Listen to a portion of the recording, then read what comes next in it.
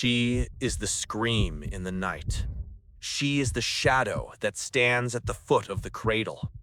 For thousands of years, her name was whispered in fear, carved onto bowls to keep her away, and strictly forbidden from being spoken in the holy temples.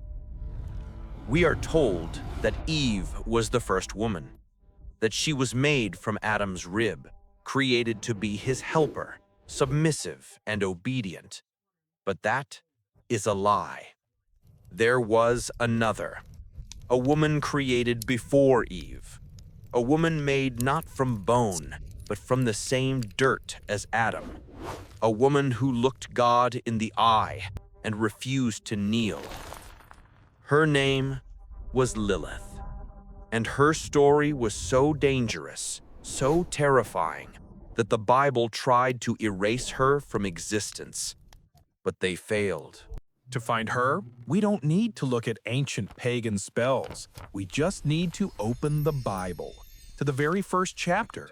Genesis chapter 1, verse 27, it states clearly, "So God created mankind in his own image. In the image of God he created them. Male and female he created them." Note the wording, male and female, created at the same time, created equal. But turn the page to Genesis chapter 2, and the story changes.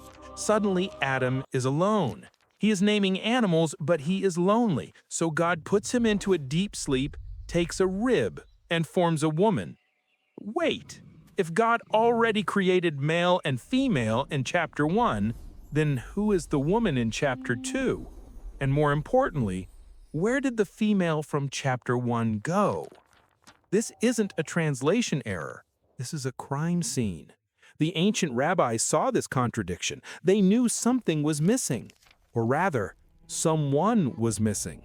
The gap between chapter 1 and chapter 2 is where Lilith has been hiding for 4,000 years. The most explosive account of what actually happened isn't found in the standard Torah. It's found in a medieval text known as the Alphabet of Ben Sira. According to the text, God formed Adam from the dust of the earth. But seeing Adam alone, God said, "It is not good for man to be alone." So, from the exact same dust, filthy, raw, and unrefined, God created a woman, Lilith. Immediately, they began to fight. But this wasn't a domestic squabble. It was a war for dominance. Adam demanded that Lilith lie beneath him during intimacy.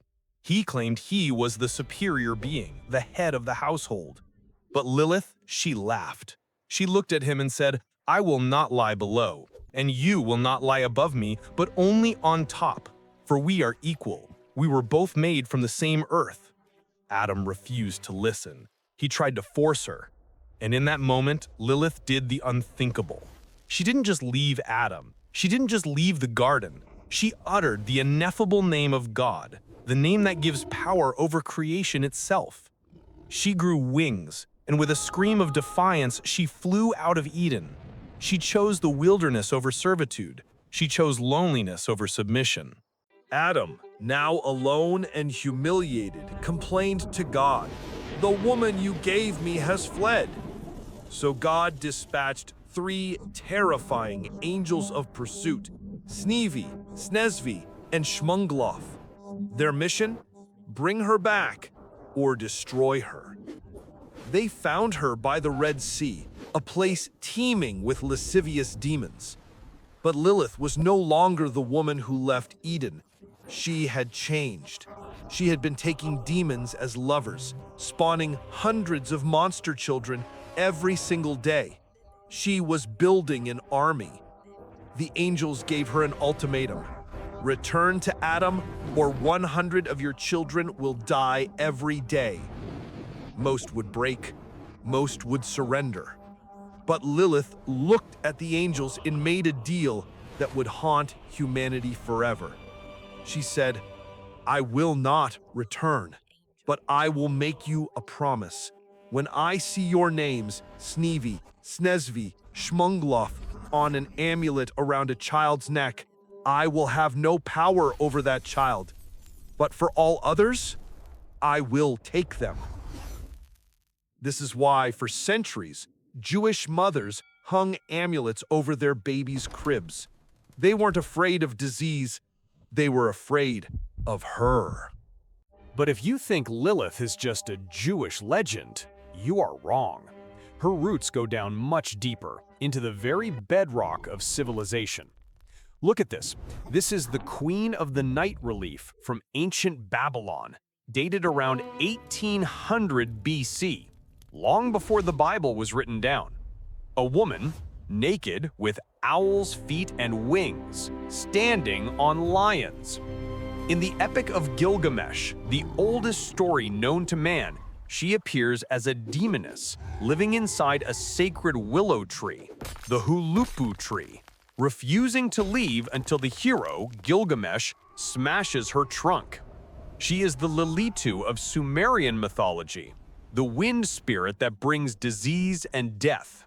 She embodies the ancient man's greatest fear, untamed nature, uncontrolled female sexuality, the darkness outside the campfire light. So why was she erased? Why did the editors of the Bible work so hard to scrub her name from the final text, leaving only a single confused trace in the book of Isaiah? Because Lilith represents a threat to the patriarchal order.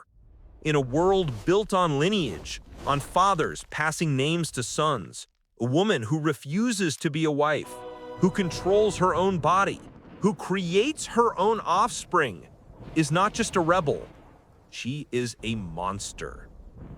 To keep society stable, the ancient writers needed Eve. They needed the woman who came from man, who was of man. They couldn't handle the woman who was equal to man, so they turned her into a demon. They made her a baby killer. They made her a seductress who steals men's seed in their sleep to create more monsters. They did everything they could to make her repulsive. But something strange is happening. After thousands of years in the shadows, Lilith is returning. In the modern world, she is no longer seen as a demon. She is becoming an icon. She is the first woman to demand equality, the first to realize that paradise is a prison if you have to serve a master to live there. We have to ask ourselves, was Lilith truly a monster? Or was she just the first casualty of history written by men? The Bible tried to erase her, but tonight, listen closely to the wind outside your window. That sound isn't just the wind. Which version of history do you believe? Was Lilith a demon from the start, or a woman pushed too far?